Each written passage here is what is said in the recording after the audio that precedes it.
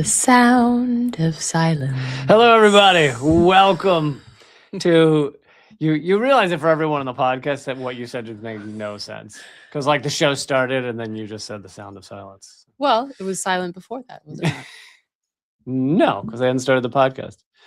I was silent in their life before they hit play on the podcast. So it's applicable in all places, Lee. Nice try, though, trying to make me look stupid. Not sure I understand, but anyway, I know. I'll welcome. explain it to you later. Oh, yeah. Can you draw something? I'll try. Okay, maybe a chart, a whiteboard. Sorry, no intro music today. I was using this music by sometimes amazing Eleanor Goldfield. Depends on whether she's making fun of me or not. But then I'm really amazing. So I was playing music and then YouTube, of course, said like, "Oh, we're gonna, demonetize you or whatever because you're using copyrighted music." It's like, I think she'll give me permission. Anyway. I mean, I will, but I don't know how to let them know that because it once took me several months to convince them that I could use my music for my own video. Yeah, no, it's a fight not worth fighting. The end of my comedy special had a song by The Strokes because they gave me the song to use on the comedy special, and YouTube was like, "Yeah, we're gonna give all the money to The Strokes." I'm like, "No, wait." Anyway, they have enough. They have plenty. That being said, welcome everybody. We are going to talk about Trump's Board of Peace and the nefarious aims of it beyond just Gaza. Yes, it's horrific for Gaza, but it actually goes past just that. We're going to talk about that. We're going to be getting into how 12 billionaires have the same amount of wealth as the bottom 50% of humanity. A lot coming up. So please click thumbs up, click share, click comment, all those things. Sound good? Sound good to you? I'll click like, sure. Yeah, can you click like a couple times? All right.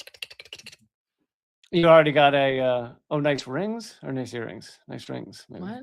Maybe they saw your rings. Oh, anyway. These old things. But let's start with the speech at Davos. Why was Macron wearing sunglasses, by the way? I don't know. He wore sunglasses and then it went viral. Is that because his wife hit him again? Maybe it's a black eye. That's a good point. That's a great point. Yeah. I mean, I'd hit Macron. But yeah, so Jared Kushner laid out what will I know his vacant dead eyes, dead doll eyes. He looks like human skin stretched over. Like this could almost make me believe in lizard people. It's like human skin stretched over. For me, it's less the skin and the more the vacant doll eyes. But they're soulless doll eyes. Yeah, and then like the eyebrows that go all. It's like man. But he gave a speech and presented how awesome this new Gaza is going to be, that they're taking over. I think that's called imperialism, colonialism, invading, pillaging, all of those things. But apparently it's considered helping now. It's called helping. So, and he presented all these slides for everyone at Davos to look at with the new awesome Gaza, big skyscrapers, a lot of nice green space. They show the oil rigs that they're going to be putting in there to steal the oil. Of course, Trump has in previous moments said that there will be no Palestinians there because they'll want to leave. And then someone said, will they be allowed to come back? And he said, I don't know why they'd want to. So, I mean, it looks like a mini Dubai. Like if you look at the pictures from Dubai planning, that's what that looks like, which tracks because the UAE, the US, and Israel are very much buddy. So, and build their empires upon the blood and bones of the people they have tortured and killed. Yeah, and so part of this process is the Board of Peace that Trump is creating. To make decisions in Gaza, which he is basically the emperor, the king of this Board of Peace. And here's the thing, this Board of Peace sounds like just stupid and, it's just Trump being Trump garbage. But it actually is more nefarious than that because it is a very large, declaration of the creation of the Board of Peace and its mission statement and all that stuff. Never mentions Gaza. Because the real aim of Donald Trump is to create something that competes or supplants the UN, where he will only have ass lickers. So it's just Trump running it. Within the bylaws, it says he would have these king-like powers over this board of peace forever. So even if he is no longer president in a few years, still running the board of peace, that if you want to be a permanent member, it only costs you $1 billion. And you basically have to be a yes man to Trump or you're not on it. It also includes Jared Kushner, of course, Marco Rubio, Saudi Arabia, plenty of, the real winners. One, Tony Blair, right? Tony Blair, yeah. Basically, you have to be a war criminal, I think, to be accepted on it. Also, have we ever seen anything that looks more like the 1885 Berlin Conference than a bunch of white men getting together and saying, we're going to decide what happens to Gaza without any Palestinians telling us what will happen to Gaza? Well, and just a quick reminder, the 1885 Berlin Conference, for those who don't remember, those weren't alive then, I was. It was when the European nations got together in a room, a bunch of white men got together in a room and literally put a map of Africa on the wall, drew lines across it, and made those countries. The nation state was still kind of a newish thing around then. Put lines across it, and these lines went straight through tribal territory. They lumped together into one country tribes that were warring with each other. They split tribes in half and put them in different resources, villages. It didn't matter. It was just rich guys divvying up Africa. Can I just take a quick moment to point out that, like, you don't actually need an alternative to the UN when it comes to ass licking, because the UN doesn't do anything. So, I mean, yes, like the UN, there will periodically be like a speech that says, oh, genocide isn't great. But when push comes to shove, like they did with the peace plan, like they just always acquiesce to U.S. empire anyway. So you don't actually need an alternative to that. What you would actually need is an alternative that does something other than uplift and... if you say that one more time, I'm going to stab you with the microphone. You need what you don't really have is an alternative to U.S. hegemony. The most horrific shit that the U.S. wants to do through the UN is often vetoed by China and Russia in the Security Council. Like the worst garbage that the U.S. wants. Do it anyway, like kidnapping Maduro. I don't think that even was no, but my point is, like, the U.S. just does the thing, right? Like, they didn't ask about invading Iraq. Like, the U.S. just does the thing, and then the UN afterwards goes, I'm not saying they're limp dick, absolutely. But I'm just saying that the reason Trump wants this board of peace, if the UN literally just did everything the U.S. wanted, there'd be no reason for this board of peace. Trump wants the thing where there is no China or Russia veto, and he can literally just be the king of it forever. And also, I think he likes this because this is a way for him to keep being like president of the world after he's no longer president, because it literally says he would be running this thing forever. So... let's see, this is from Democracy Now! As President Trump formally inaugurated his so-called Board of Peace at the WEF, son-in-law Jared gave his lovely PowerPoint presentation. The proposal is said to require an investment of $25 billion to build these skyscrapers where the genocide has taken place. This all comes as Palestinians in Gaza are struggling to survive with little food, little shelter throughout the winter. And this is a quote from Sharif Abdel Qaddus, who works for Dropsite News. He says, it's hard to take these people seriously. I mean, they're buffoonish, but the problem is that they control the largest military and one of the largest economies in the world. He calls the Board of Peace a parody of a colonial body, the ultimate control and subjugation of the Palestinian population. And they are also...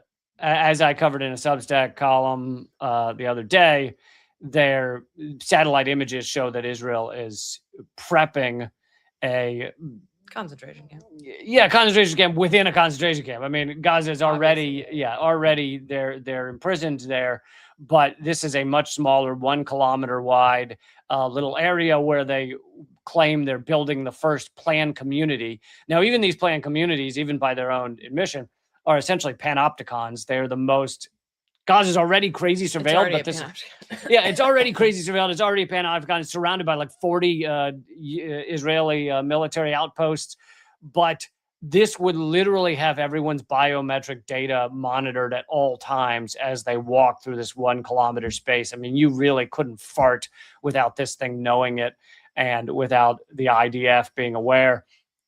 But yeah, so Israel right now has somewhere around, I know I was saying 58% of Gaza. They've stolen, I think it might be closer to 53% of Gaza. It depends because Well, they keep moving this more every day. yellow line, Yeah. which again was something that they just made up anyway, and no one calls them on it. Yeah. Again, it's the total lack of accountability. And I know we've talked about this before, and I know a bunch of alternative independent media has talked about this, but you can see the ramping up of violence across the globe because, like, vis-a-vis Israel and the US, because they just saw that the world will not stop them from committing a live streamed genocide and remarkable atrocities of torture and suffering and death. And the world didn't stop them. And so the only thing that a genocider learns from this is, oh, I can keep doing this. I can ramp it up. I can shift gears. I can do this somewhere else. So I think that, like, it's important to, and I know that we're going to talk about ICE as well. And there's something I want to mention there too. People call it the imperial backlash. I think it's important to note that it doesn't have to backlash because that's what this country was founded on. So it is a culture of extreme genocidal violence that has been perpetrated on this soil here as well as exported.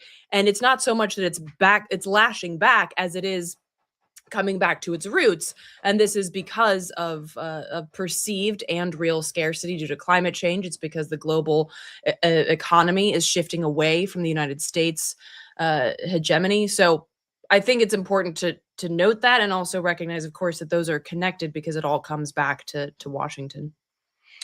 Great points. Thank you.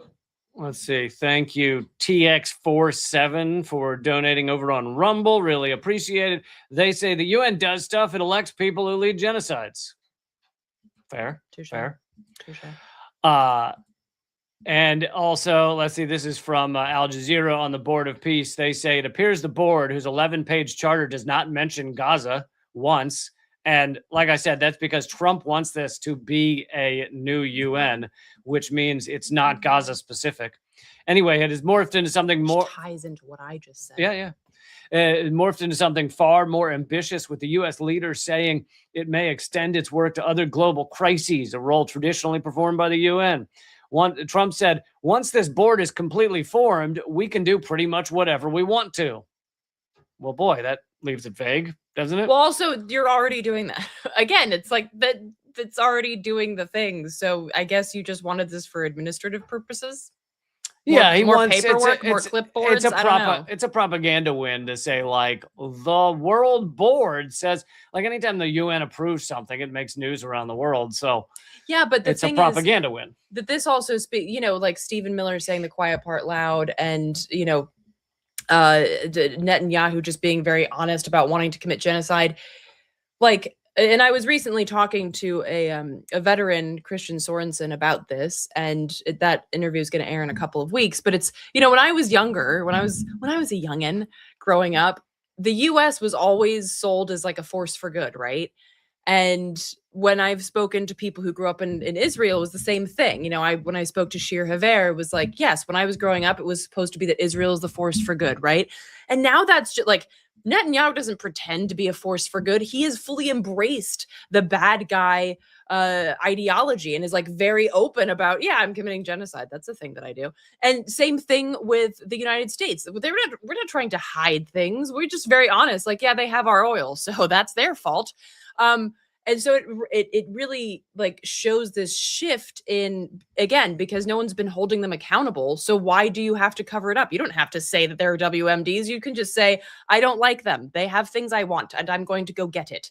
So I think that also, like, that's why the Board of Peace to me is like a little ridiculous, in not just in the fact that it exists, but because you're doing whatever you want to do anyway. Like there's no need to hide it behind this this euphemism. You already changed the name to the Department of War. Like it is like a bit of a clash of being overt and then still trying to cover it up with this bullshit. Also, the fact that nobody's really fooled. Like I don't even see from what I've seen from people who follow like right-wing chat spaces and stuff like that, people on the right are also not fooled. They're like, yeah, this is just an excuse to take a bunch of resources and go to war against people. Like nobody on the political spectrum is really fooled by this. So odd choice.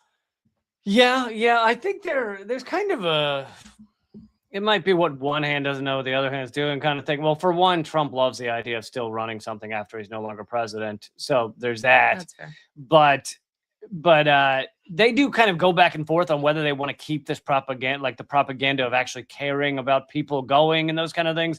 Because like they pretended half-heartedly that they were bombing the fishermen off of Venezuela because of drugs. They pretended half-heartedly that the Cartel of the Suns was some giant cartel that Maduro was head of. But then, like the moment they kidnapped Maduro, they admitted in court the Cartel of the Suns doesn't exist. Yeah, the DOJ was like, yeah, that's not a thing. Yeah, that's not really a thing. So they're kind of like half doing it, but then Trump will get in front of a microphone and just completely throw away the pretense, the fake pretense they had for doing something. You know, like they were still claiming it had to do with drugs when he got in front of a mic and was asked a question and he said, we're getting the oil. Like, does it remind you, what was it? What's his name? The guy that was sitting in the front row when Biden said, like, yeah, the head of China is a dictator. And like Blinken, right? Blinken, right? Yeah. And he had just spent the entire week like trying to soften. They were trying to ease relations with China. And then like a reporter asked, so Mr. President, do you feel that China is a dictatorship? And Biden's like, absolutely. And Blinken just goes, oh. And it's like the best. Yeah, video. you just see him go. That's gonna smart. But I mean, that's the thing. It's like and I know that Biden wasn't aware of like where he was or what China is. Yeah, but still, it's like, yeah, we don't care. We're just gonna shit all over the world and watch us do it.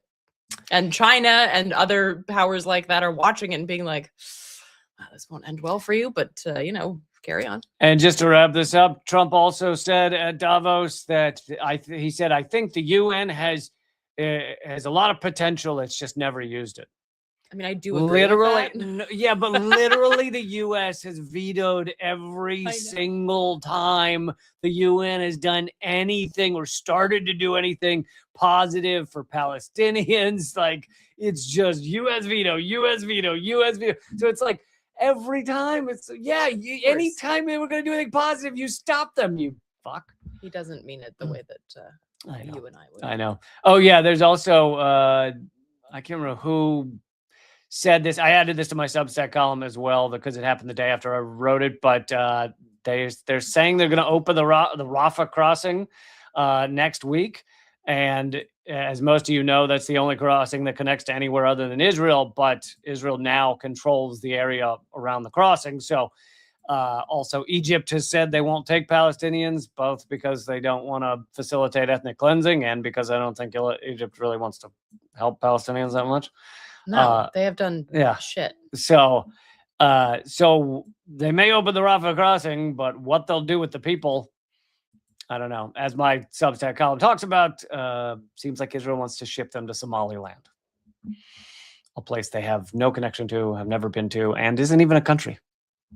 So, all right. Shall we move to how 12 billionaires are richer than half of humanity? So Oxfam recently released a report that shows that billionaire wealth reached $18.3 trillion in 2025. I don't know what that means, y'all. I really don't. Like, I can barely comprehend $100,000, much less that number. If you make... Oh, here we go. I don't know. Sometimes I forget these numbers, but if you make $60,000 a year after taxes, I think it takes you something like 12 million years. Yeah, see. To make $1 trillion.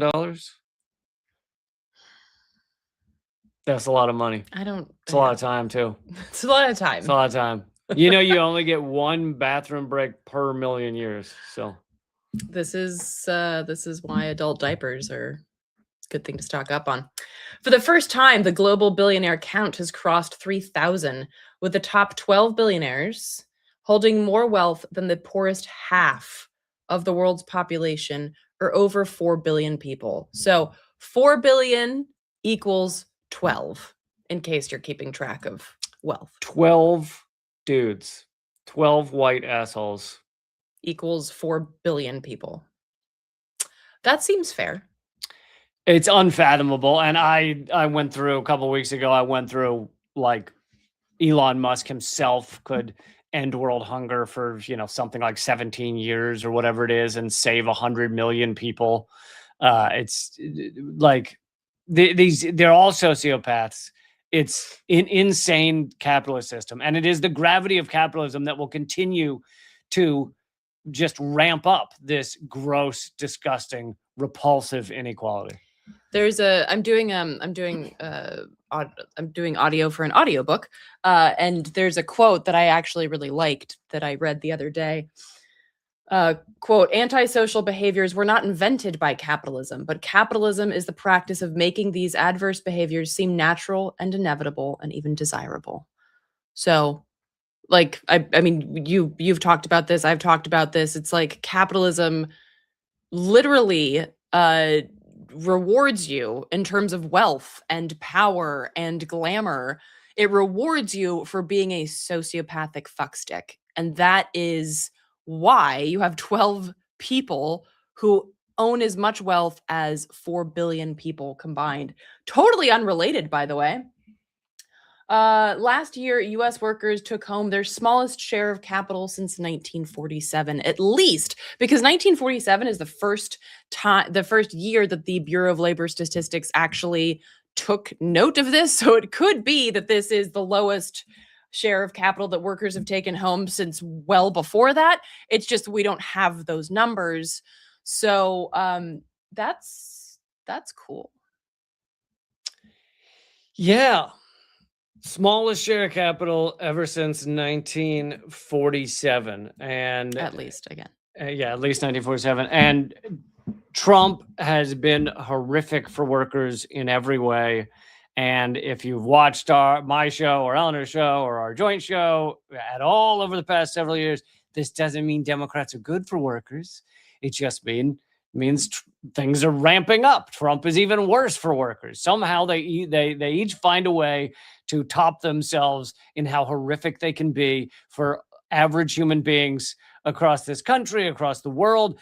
And this is why people who say everything is class war, really it is. It's like all of these things are a class war. These are all decisions being made by the richest motherfuckers in the world against people who are exclusively not the richest people in the world. That is all of these things, all the genocides, all the wars, all the bombing. It is all the richest people in the world attacking almost exclusively people who are not rich. Like there's a global class war going on. And I don't want to take, because I know you're gonna cover this elsewhere, but I just wanted to dare steal my story that I stole from you. Yeah, see. That we both stole from economic. Every man with a good story is a woman who had that story first and sent it to him. That we both stole from Economic Policy Institute. I found it first. I read that widely read thing first.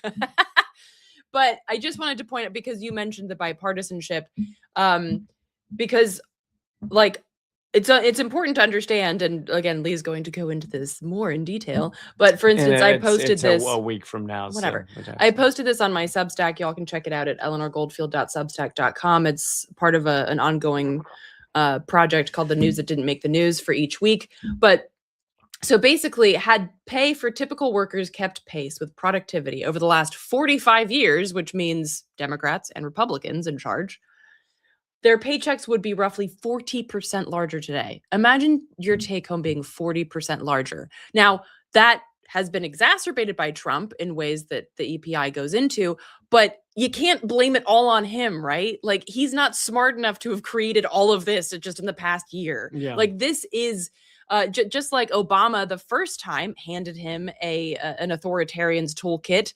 Biden handed him an even better authoritarian's toolkit because he did nothing to roll back the dumb shittery that Trump did in his first term.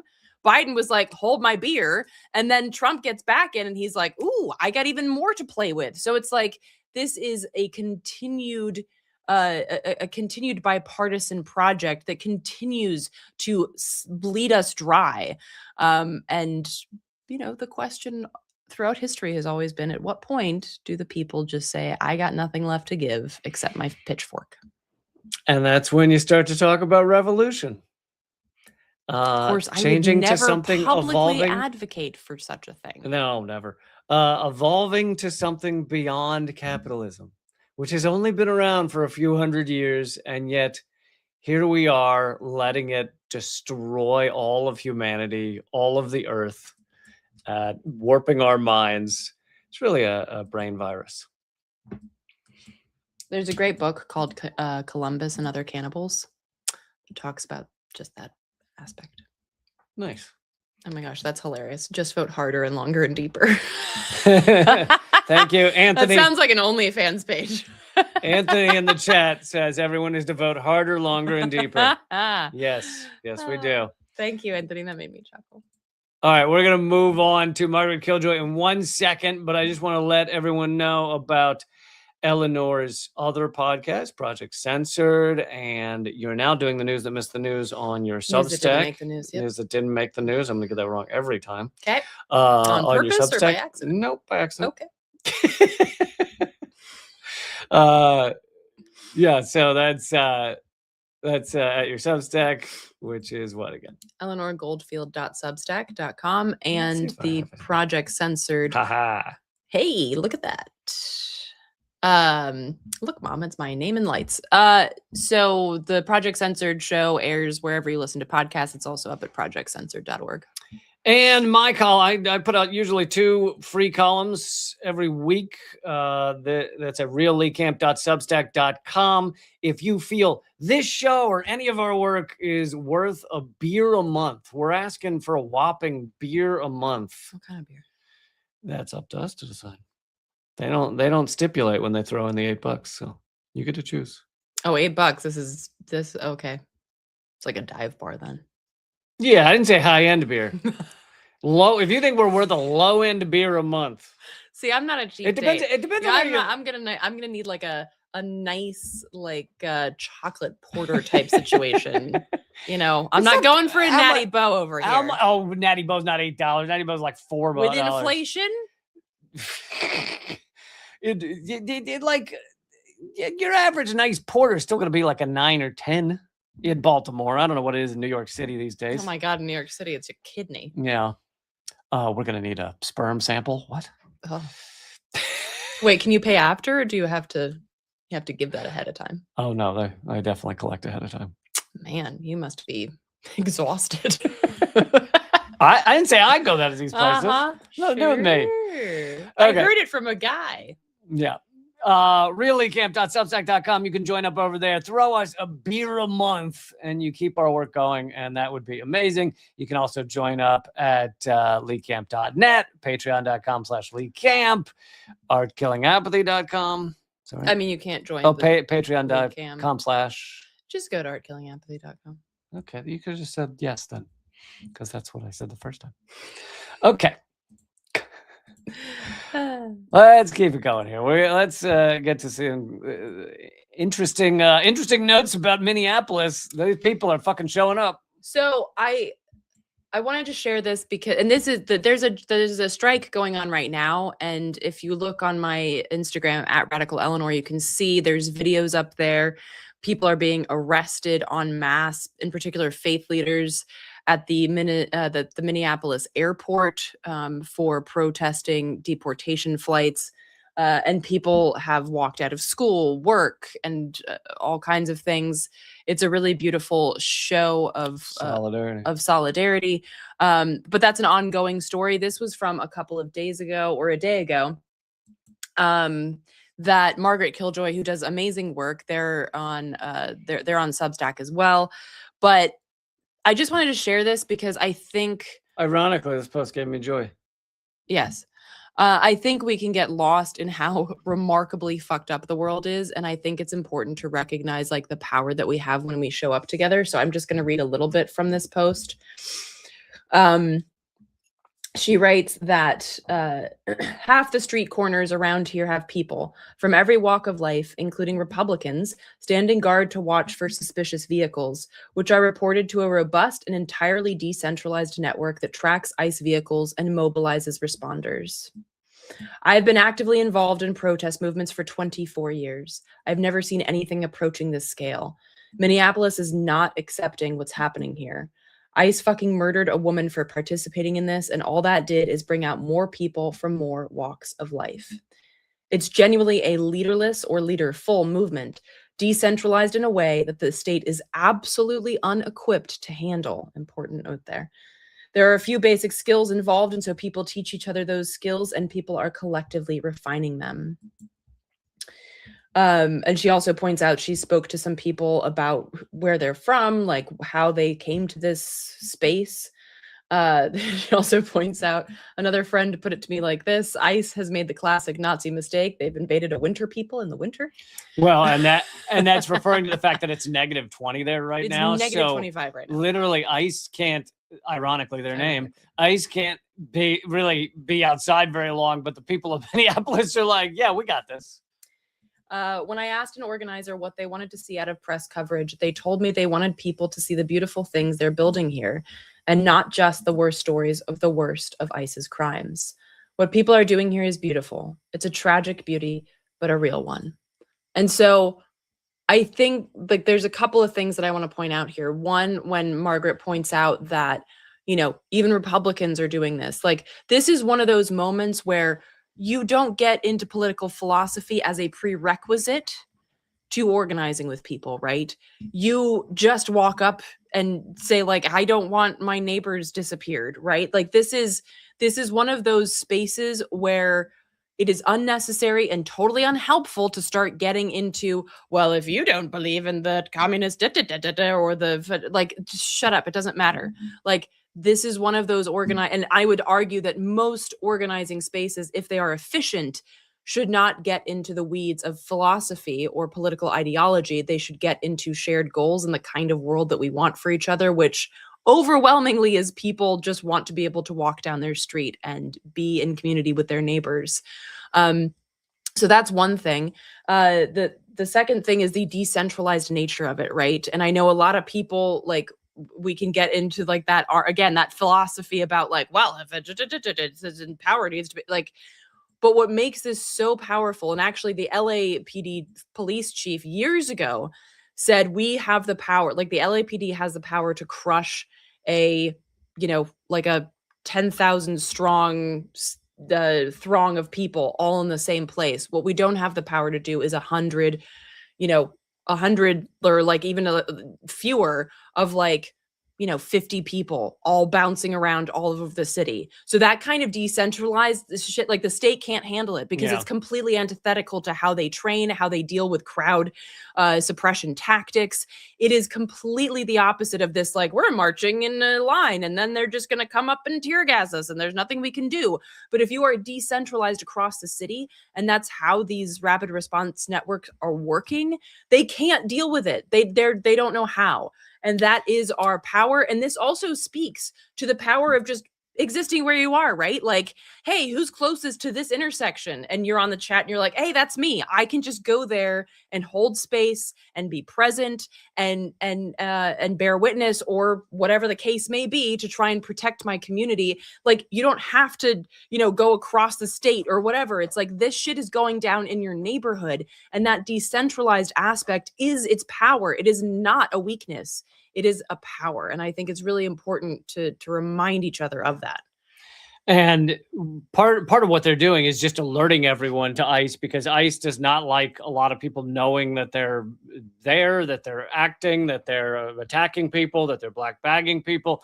And so one of the things they're doing that I saw is they're literally just like pushing the button on their car alarms. Like you can do this from your apartment. And you see ICE walking down the street. They set off their car alarms wherever ICE is walking around. And in most of these cases, ICE will leave the area because they don't actually want to do what they're doing within like fanfare.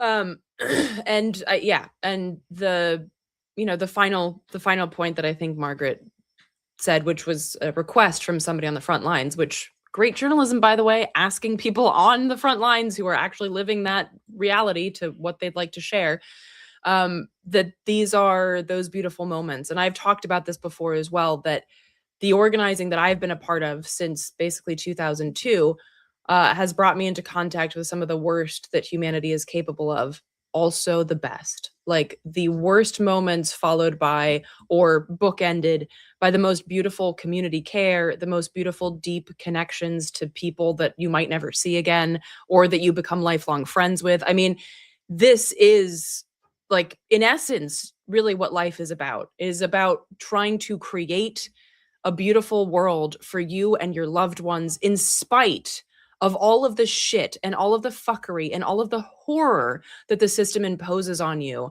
And so I think it's really important to remember that we can't hide away in our basements and just pray for a better world. We have to go out there and create it. And in so doing, you will in fact have these beautiful moments and create these beautiful moments, which are the glimmers in a world full of triggers. Yeah, and I've never like, I used to have the time and the ability to go to a lot more of these things than I have now, but like I've never felt more positive about the future than when I was in the midst of groups of people actually creating change, trying to create change, or manifesting a tiny little version of what the world could be if we saw outside of our cultural programming. And it's like those like there's no greater high than those moments. Nope. Also on the topic of immigration real quick. Yeah, this is and actually, if you are interested in hearing more about this, then I am next week is the interview that I did with Austin Coker, who is an expert. He's a professor and is an expert in immigration research. And he did an amazing, he spoke amazingly about this, but this is actually a Nation of Change article. You can check it out at nationofchange.org. And the question here is, why are immigration judges working for Homeland Security, aka the prosecution? And Austin called this the fundamental flaw in immigration law, which is full of flaws, as he outlines in the interview. But basically what you have here is that you have judges that are supposed to be, right, in like legal theory, are supposed to be impartial. They actually work for the prosecution. So what you have is a system that not only are people being brought before judges that shouldn't be, including, by the way, toddlers, unaccompanied toddlers, who are told to stand in front of a judge. I'm not fucking kidding you. Austin says he's seen it himself. That are told to stand in front of a judge. So horrific. And this judge then passes like a judgment on these children, also adults, of course, but it's more, of course, most egregious against fucking children, while working for the prosecution. So the idea that, and what Austin pointed out is this is a civil court. It's not a criminal court. So these people do not have a right to an attorney. Now, riddle me this: why supposedly in our justice system you don't have a right to an attorney in a civil court? I don't fucking know. Why even bother with a pretend court proceeding if you're not going to give them an attorney or even inform them of their rights or anything? It's like why even pretend? Same reason you have a board of peace. Yeah. I don't know. But I mean, this is grotesque, and this is also, of course, falls in line with what we've been seeing recently. ICE literally child trafficking. I'm not going to call it taking children, because this is child trafficking, is what it is. Taking children, ripping them from their parents, and then taking them hundreds, if not thousands, of miles away to a detention center where fuck knows what happens to them. This is child torture and child trafficking, and this this justice system is part of that machine. And so again, it's important to note that there are a lot of prongs in this evil system, and this is one of them. And so the idea that you could have an actual trial, the idea that you could actually have a fair go at pleading your case for asylum or whatever the hell the case may be, like, that is absolute bullshit. Like, it's impossible. So however impossible you thought it was in criminal court, like an actual criminal court, it is way more impossible in these situations. By the way, there is also a backlog of more than 3 million cases in immigration courts. So, which is why Trump's building concentration camps to put all these people. And a lot of these concentration camps are no more than tents because there's nowhere to put these people. The detention centers that exist, the concentration camps that exist are already overcrowded. People are dying. The United States has already killed 6 people.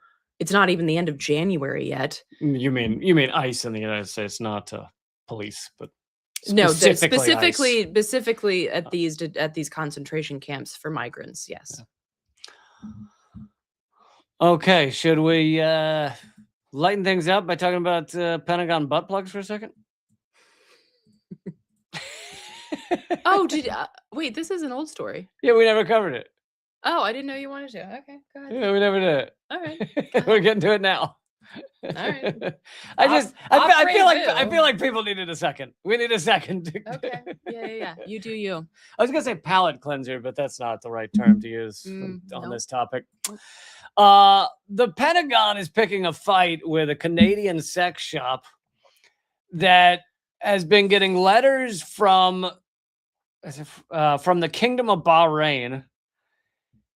Say the Kingdom of Bahrain has sent more than one letter to this sex shop in Toronto saying, please stop shipping what they call harmful or whatever, but what they really mean is sex toys to Bahrain because they're illegal in Bahrain. Oh, really? Yeah. And it turns out that this sex shop knows that, and they're not actually shipping them to Bahrain. What's happening is they're shipping them to military personnel who have ordered them, and then it's getting forwarded to Bahrain because they're at overseas bases. So is there like a scourge of military personnel ordering butt plugs? That's what I'm trying to tell you. Oh. That's what the story is. Okay. I didn't realize that was the punchline. Yeah. No, that's the punchline. I see.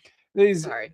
And so they've gotten sternly worded letters also from the Pentagon telling them to stop mailing things to Bahrain, but the company's co-founder says we don't mail things to Bahrain. We're mailing them to P.O. boxes that belong to soldiers, and it's then getting forwarded to where they are in Bahrain. So maybe tell your soldiers to stop ordering so many butt plugs. Although I gotta say, like, that must be one of the small joys that they have in life.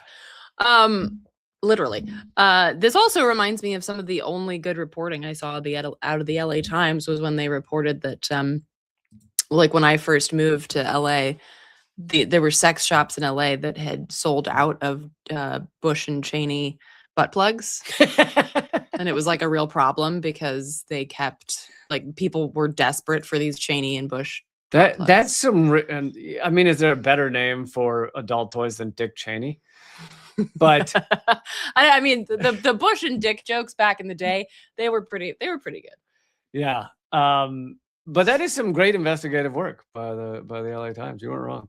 You know what? They really, blind squirrel. I feel like they had like 5 people, like beat reporters. That was their beat. Beat reporters, as in beating it.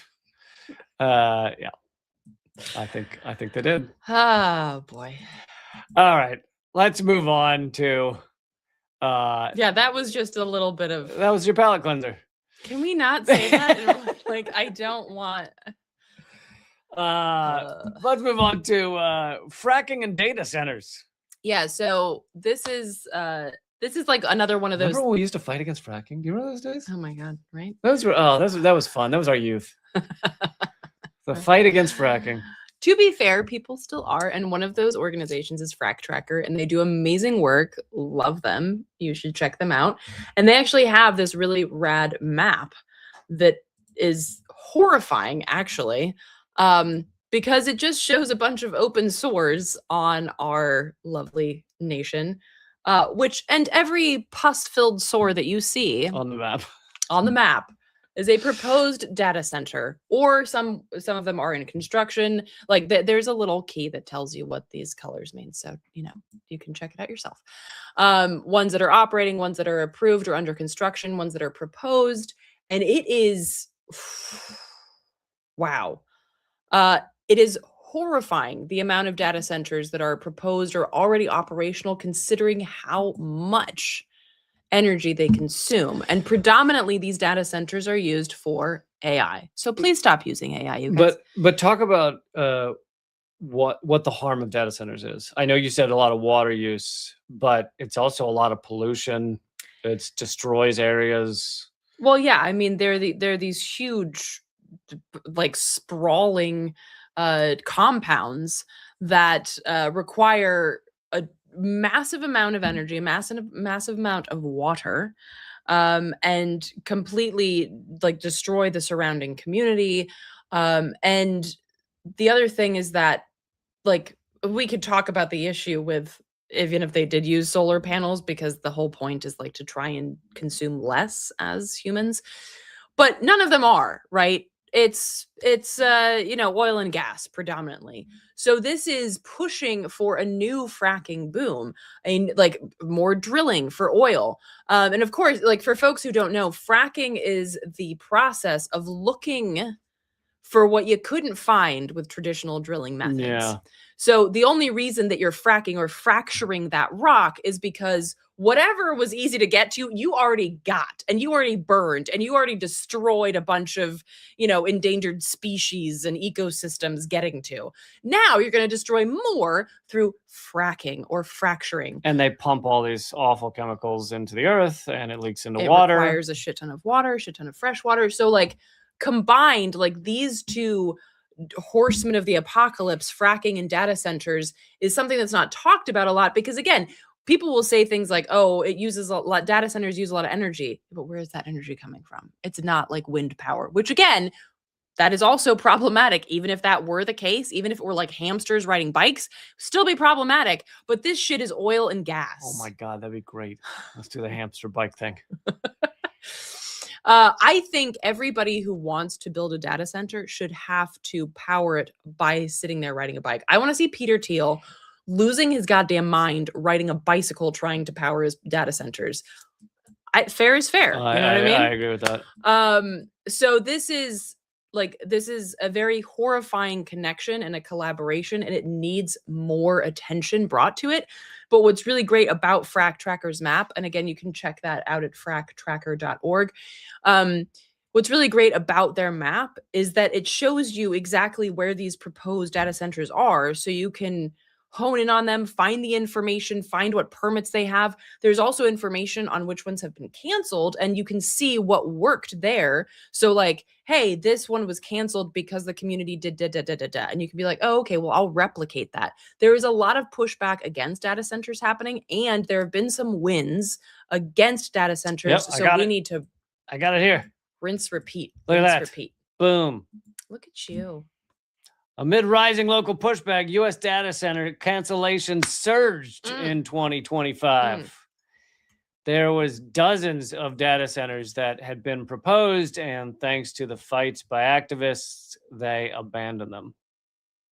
And I mean, it's a game of whack-a-mole, like for sure, because we're not sure if these people are, going to pop them up somewhere else. But it's important to, again, like Margaret Killjoy wrote. It's like pipelines. Yeah, like appreciate the beautiful, appreciate the wins when you get them, and use that as fuel, as it were, for the continued fight. Let's see if we can do one more story. I am going to, after we kind of say goodbye, I am going to play for you guys the new episode of Unredacted tonight. Ooh. If you haven't seen it, you can hang on to the live stream and enjoy the new episode. But yeah, we got time for this one. This is about how the or did you have one that I missed? No. Okay. This is about exactly how the I don't know, media domination by Israel, the Israeli media domination in the West works, or pro-Israel. It's written by Jonathan Cook, great journalist. He said, genocide isn't a mistake, which is why the media can't tell you the truth about Gaza. And he's talking about the film. He starts off by talking about the film, The Voice of Hein Rajab, a devastating, and we've talked about it before on here, but devastating dramatized retelling of Israel's slow motion murder of the 5-year-old in Gaza. And the film was a major hit, right, at Cannes, and a standing ovation, went for like 20 minutes and all this stuff. But carefully, the New York Times even covered this part of it, that it is basically been banned or close to banned in the United States.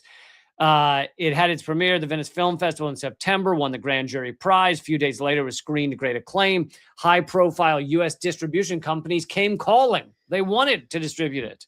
In the end, though, Woodward, who has a small distribution company, put together something akin to self-distribution. The movie opens in New York and Los Angeles, or has opened a couple weeks ago.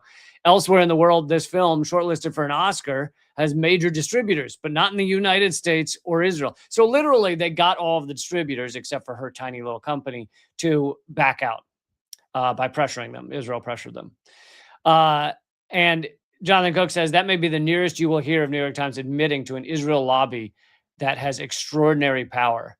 And he's saying when he worked in mainstream media, he used to be in mainstream media, it was quite clear that you could criticize like certain behaviors of Israel, like, if they just allowed for a two-state solution, then that'd be, or the right wingers in Israel are a bit much. You could do something like that. But if you questioned Israel as a whole at all, then you were literally purged from these papers, networks, channels, everything. He says, what disoriented me at the time was that my editors were barely concerned whether a story about Israel was true or not, or whether it was interesting or not, or whether I could make a good case based on reliable sources. And he said this was the only topic that was like this. Like, there were other topics they didn't love covering, but you'd see stuff about, but this was the only one where it was a mass blanket no on actually criticizing what Israel is at its core, which is an apartheid, genocidal, settler colonial state. Let's see. This was an unspoken editorial formula. Articles suggesting that the occupied territories were a gangrenous limb that needed amputating. Those were allowed occasionally. Articles meaning the occupied territories, as long as you didn't question. Anyway, he continues, articles suggesting that the illegal occupation was a natural outgrowth of a highly militarized state driven by an expansionist ideology of Jewish supremacy that necessarily dehumanizes Palestinians. Not happening. I'm surprised they were okay with the first one. Well, I think it means occasionally. I'm not saying they did huge coverage of it, but occasionally there were talk of how, Israel should not be occupying those territories or whatever. But anyway, it's an interesting read if you want to go over and check out Jonathan Cook's stuff over there. Okay, I'm going to click play on the new episode of Unredacted tonight here in a minute. I'll be back with another live stream Monday, 3 p.m. Eastern, noon Pacific. And remind everybody where to follow all your work. Like the Voltaire quote. You can get my stuff over at, the Substack is eleanorgoldfield.substack.com, and more of my stuff is at artkillingapathy.com, and Project Censored is wherever you listen to podcasts. Okay, guys, I will see you on Monday, and let's see here.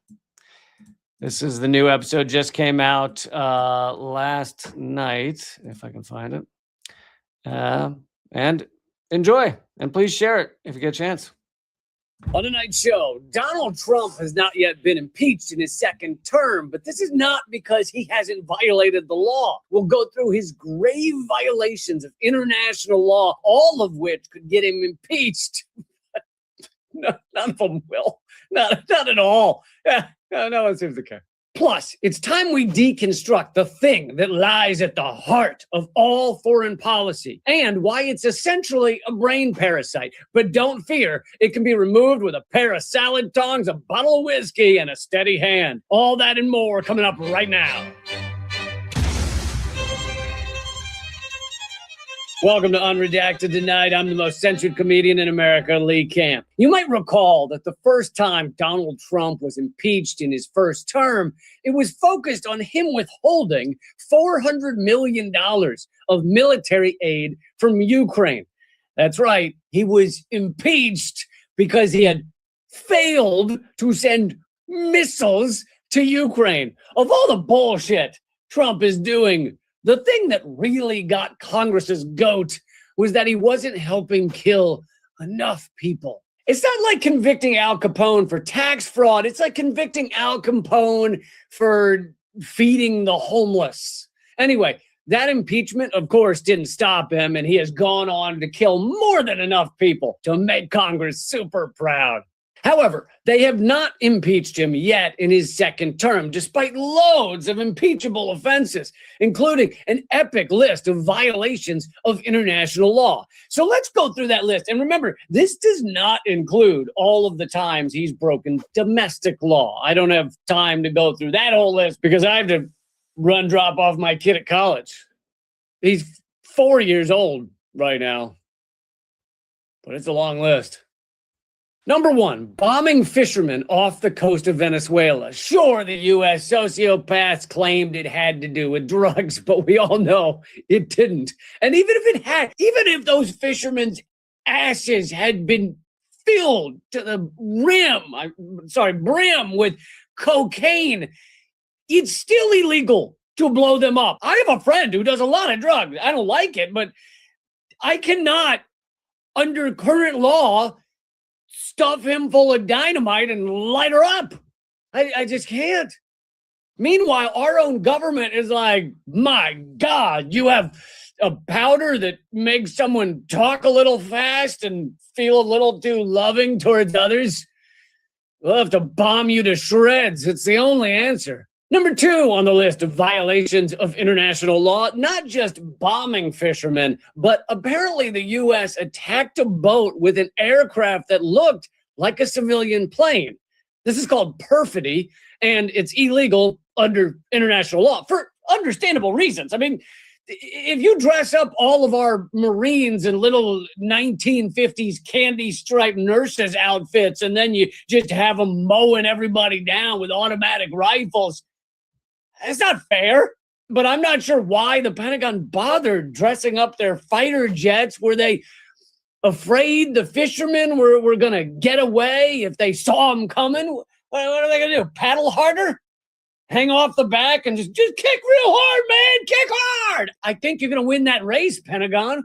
Number three, kidnapping the elected head of state of Venezuela. Initially, the U.S. claimed it had to do with drugs. They said Maduro was the head of a dangerous cartel called the Cartel of the Suns, or Cartel de los Soles. But then, once they kidnapped him, the Justice Department dropped their claim that the Cartel de los Soles was an actual thing. They literally gave up on their excuse the minute they didn't need it anymore. And in case you weren't sure whether this was another war crime by the U.S. empire, Maduro did his best to look just like Saddam Hussein. Hey, I grew a load-bearing mustache just to remind you of the history of U.S. imperialism. Anyone? Number four, U.S. strikes on Iranian nuclear facilities. Whether Iran was or was not creating nuclear weapons, and whether you like Iran or not, it doesn't matter. It's against international law to bomb other countries unless it's in the middle of a war where you were attacked. Are there a lot of Iranians coming over the hills in Washington, D.C., Donald? Have the Iranian hordes infiltrated your bowling league?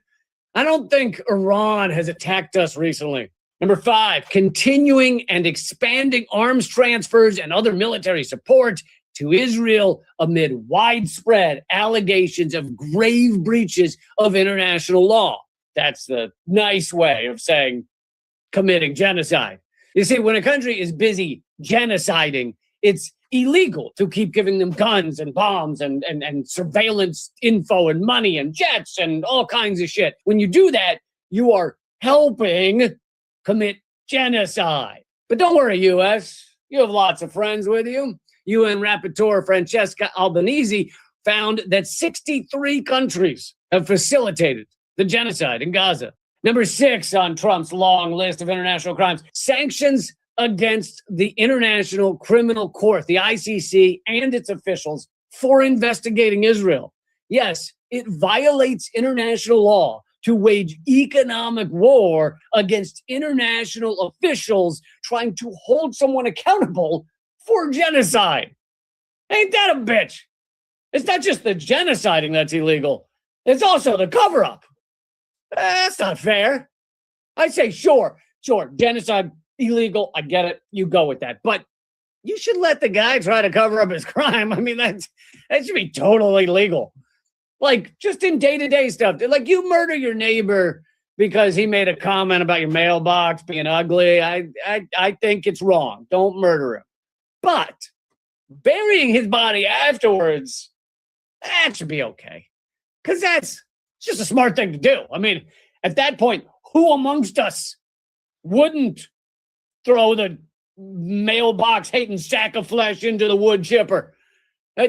Right? Judge not, lest ye be judged. Number 7, the U.S. sanctioning of UN Special Rapporteur Francesca Albanese. I mean, it makes sense. If you let one person stand up against genocide, then everyone's going to be doing it, you know? Before you know it, you can't even have a goddamn Christmas party at your house without someone mentioning that you like to genocide. Really? During holidays? Come on, keep it cordial, man. Get a grip. Number 8, Trump's total and complete blockade of Venezuela's oil tankers. Completely illegal. Could you imagine if every country were just stealing any ship they wanted to because drugs or democracy? With a tanker ship filled with democracy or terrorism. There was terrorism oozing out of the side of it. I saw it with my eyes. If every country were doing that, the world would be chaos.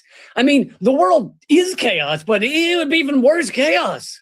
Number 9, deporting 137 immigrants to El Salvador's CCOT mega prison without meaningful due process. Most of them had no connection to El Salvador. You can't say they violated any law to be sent there because without any due process, they've never been convicted of anything.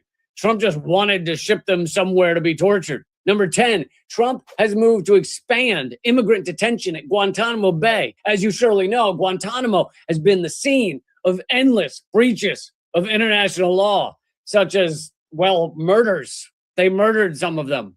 Funny how when you murder prison inmates that had no way to defend themselves on a lawless island military base, it's frowned upon often by the international community. Anyway, even before Trump started his second term, there were still 30 prisoners left at Guantanamo, many of them for more than 2 decades, even though most of them had never been charged with anything. So now the Trump administration is using the gnarly, illegal war crime haven to detain foreigners from 26 countries.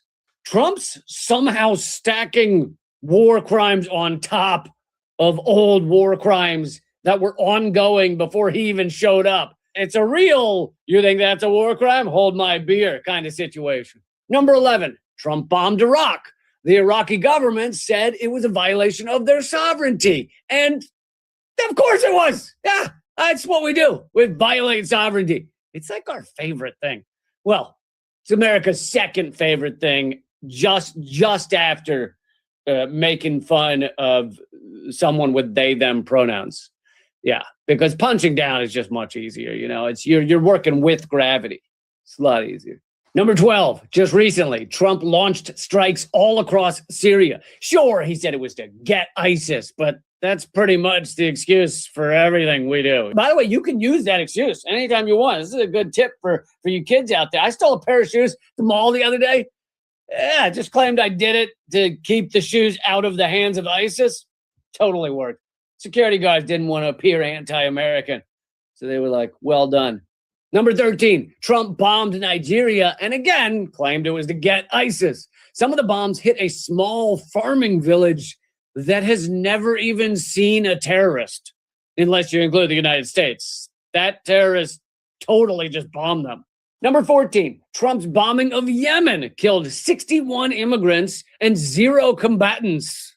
Well done, peace president. And finally, number 15, Trump dramatically escalated bombing on Somalia. All of these that we've listed are sovereign countries. None of these countries were a risk to the United States. And of course, with none of them did Trump bother to get congressional approval or approval of the American people or approval of the UN. Hell, half the time, I don't even think he talked to the national security advisors. He just blew people up because he could. He killed 100 people in Caracas during his wild Venezuela kidnapping weekend. And later, some said the bombing of Caracas was done simply as a distraction while they went in and kidnapped Maduro. They murdered people just to distract from the other illegal shit they were doing.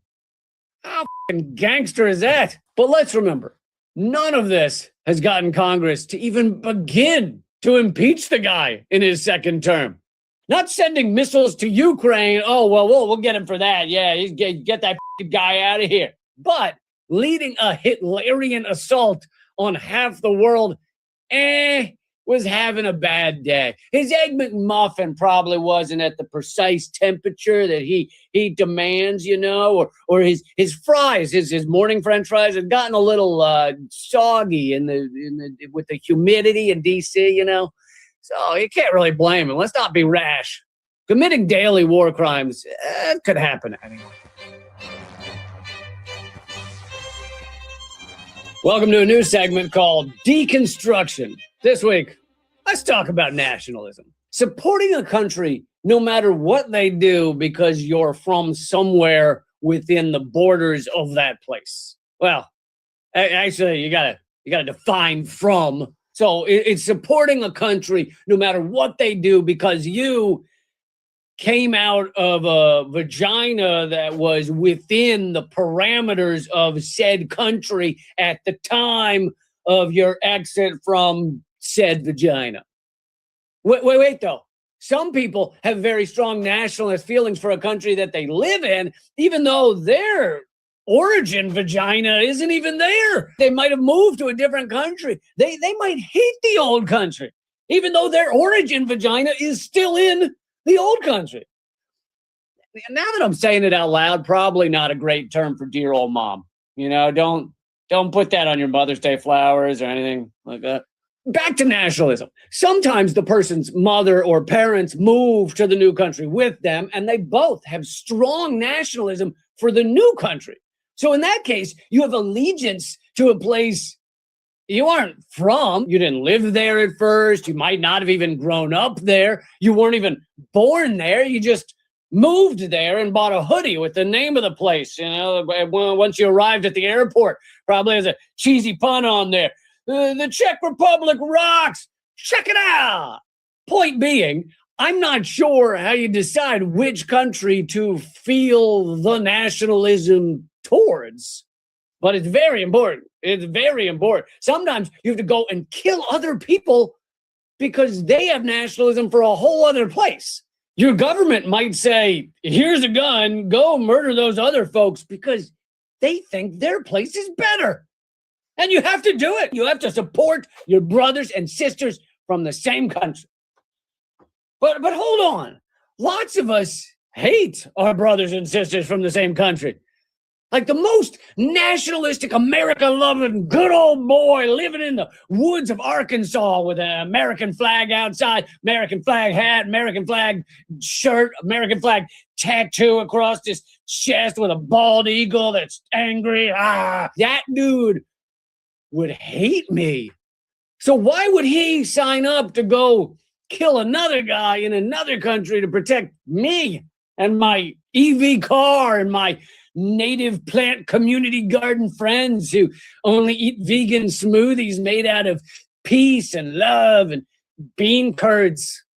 Why would he do it? If that good old boy accidentally ran over me with his pickup and got his American flag truck nuts lodged in my forehead as he was dragging me down the road, I'm not even sure he'd call an ambulance. Seems to be a bit of a hole in the logic of the nationalism, which is only the root of all of our foreign policy. But wait, maybe you'll think, okay, but let's not jump to conclusions. Maybe if you got to sit down with the Arkansas MAGA good old boy for a few hours, you might find you have more in common than you think. You might start warming to each other, liking each other. You might share a beer, start making fun of your wives together because you're both misogynists. You start to really like the guy. Okay, good point, person in my head. And since we know that kind of camaraderie would never happen with someone in the Arab world or Latin America or hell, Canada with their Tim Hortons or Him Tortons or whatever the it is, clearly nationalism is the best way to judge our world. And yeah, Americans love it no matter what. But wait, what about all the pedophiles? Look, there's loads of PDF files in the United States. Think about it. You got all the Epstein people, Catholic Church, the Boy Scouts, the Olympic gymnastics coaches, other gym coaches, basically all coaches of any kind, the people who still own candy stores. It's 2026. What do you do with a candy store? You're either a pedophile or a CIA contract killer. We all know it. Put away the Tootsie Pops and the Ring Pops and just step away from the fucking candy store, you perv. Anyway, that's tons of PDF files, and I didn't even get into like the unaffiliated, free range, free solo PDF files. You know, the ones who aren't part of the group and just doing it on their own without a team uniform or nothing. But all of those PDF files are Americans, and I'm supposed to defend and love them because nationalism? That's fucked up. Nationalism is pro-pedophile. Why am I the first to realize this? Now, anytime someone holds up an American flag, I'm just yelling at them, PDF file lover, candy store frequenter, gym coach. But okay, forget about the kid diddlers. I'm sure that's only a few million Americans. So I'll still love nationalism, still love America, because I support all the other Americans. But what about R-worders? You know, the people who aren't right in the head? You know, R-worders? I'm just going to say it. I don't care if I get canceled. I'm just going to say it. Russian Americans. There's a lot of Russians living here. Some of them have been here since they were like 2 years old. What do we do with them? I'm supposed to love and support them for being American? Are you kidding me? Oh, and they're here too, right? There's got to be murderers, paraphiliacs, bestialites, dudes with hairy shoulders. This country is filled with all of those. Are we supposed to love them because they're American? That's disgusting. Is someone keeping track of this list? I hope someone's writing down. If you could email it to me, like, you got PDF files, murderers, Russians, of course, any couples who own matching floral pajamas. Gotta add them to the list. So once you add all those up, that's a solid half of the U.S. population. Why the would you think the fact that they're American is what matters most? No. There's about 65 other characteristics about a human being that matter more than their fucking country. If I'm judging someone, what country they're from is like, I'd say just below whether you wear wool socks when it's like 60 degrees outside. That's revolting. There's no way your feet are not sweating balls. It's got to be a swampland in there that just reeks of ass. Like the crevice under Steve Bannon's second shin flap, like that one. And I'm supposed to go to foreign lands and shoot people to protect your swamp-ass feet? Ow! So, just after I assess the sock situation, then I might consider your country of origin.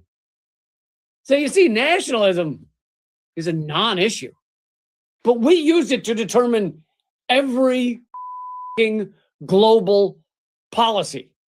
We bomb children because of it. We genocide other people because of it. It makes so much more sense to bomb people because they own matching floral pajamas or because they're a gym coach. That would make way more sense. And here are your headlines from the future. Coming up in 2 weeks, you'll read, Trump's inner circle fears there's no way to tell if Trump has dementia. Oh. Well, maybe if he asks for congressional approval before he murders someone. That could be a telltale sign. And in March, we'll find out Hollywood accidentally makes original movie not based on comic book, video game, or old cartoon. Oh, shit. Heads are going to roll for that. And coming up in 10 days in local news, Tampa stay-at-home mom brings sexual harassment charges against Get Away From Me dad. Good for her. That's the show. Do you feel like it was worth the cost of one beer? I hope you do. I need a beer. Join up at realleecamp.substack.com or patreon.com/leecamp and keep this show going for the cost of one beer a month. You'll also get my new stand-up comedy half hour I just filmed in New York City. I can't do it without you. Thanks for the support. Also, I have live streams Monday, Wednesday, and Friday at youtube.com/moment of clarity. I'll see you next Thursday for another Unredacted Tonight. The revolution will have laughter. Keep fighting.